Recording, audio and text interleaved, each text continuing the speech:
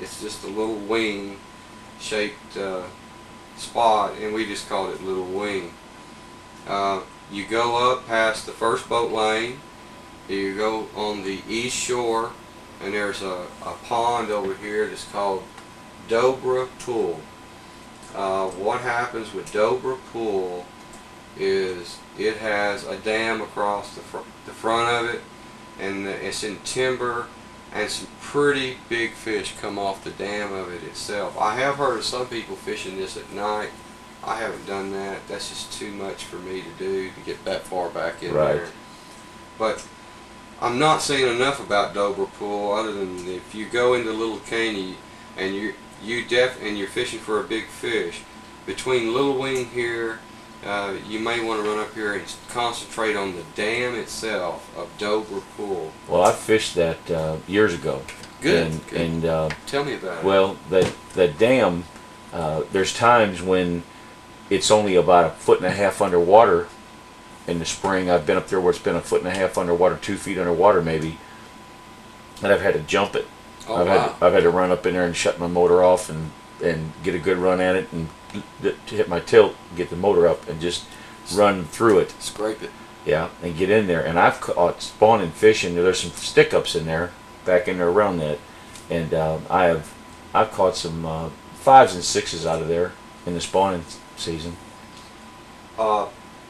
Late March, early April. It was in probably the second week in March. Really? Second week in March. That's impressive. Yeah. It really is. To be that far down the lake, and that's got to tell you something about that spot. Yeah. It really does. Okay, we're going to go up to back where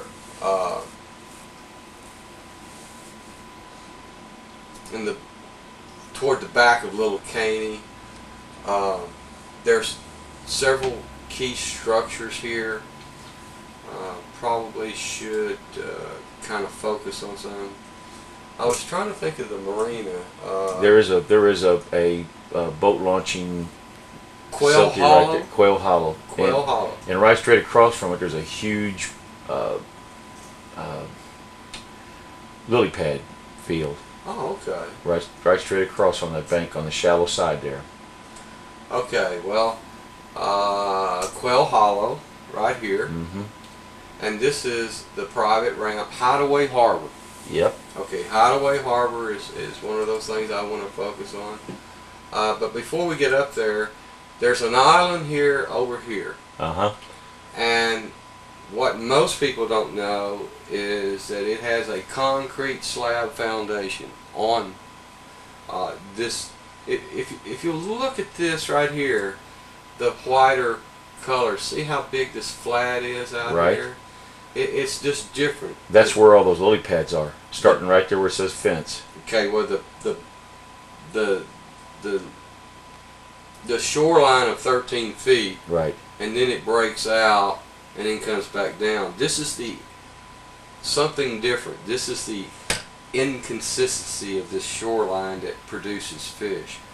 What happens is there is a ditch. There is a ditch right here, and this is around that hump, and then it has a fence running off of it, and this is really a good spot. It really is.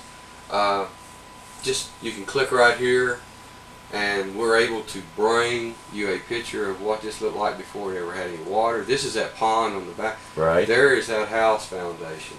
Right okay, there. I got you. And the house foundation, let's see here.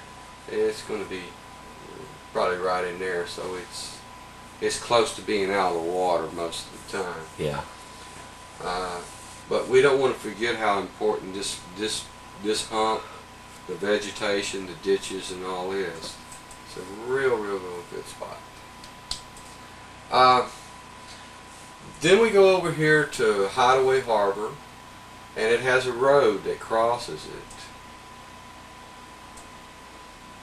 It has a private ramp, and this road crosses Little Caney Creek right here. It's there's some good drop-offs right off the south side of I always think this is the neatest picture. This is in the old days.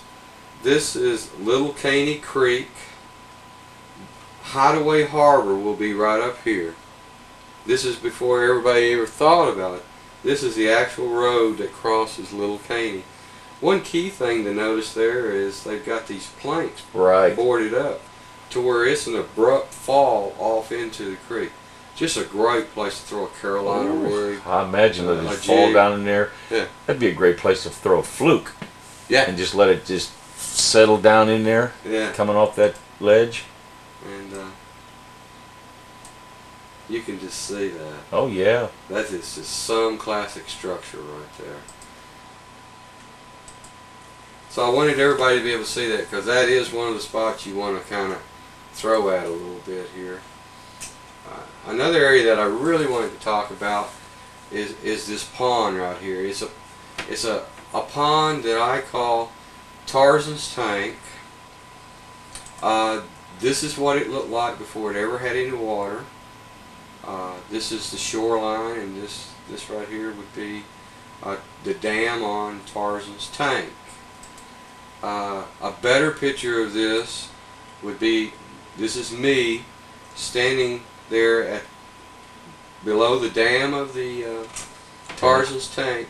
It has trees right up on top of the dam. Hideaway Harbor's right up here.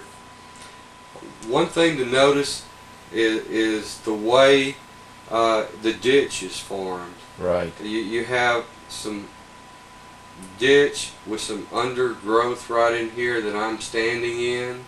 I'm right up against the dam. But this part right here goes unnoticed to most people. But this right here, my friend, is probably what will pull those fish in there. If you'll notice this point right here that comes off the dam of that, this little underwater point right here next to this dam, and the creek coming in, and the change, the variety of water, is this point right here.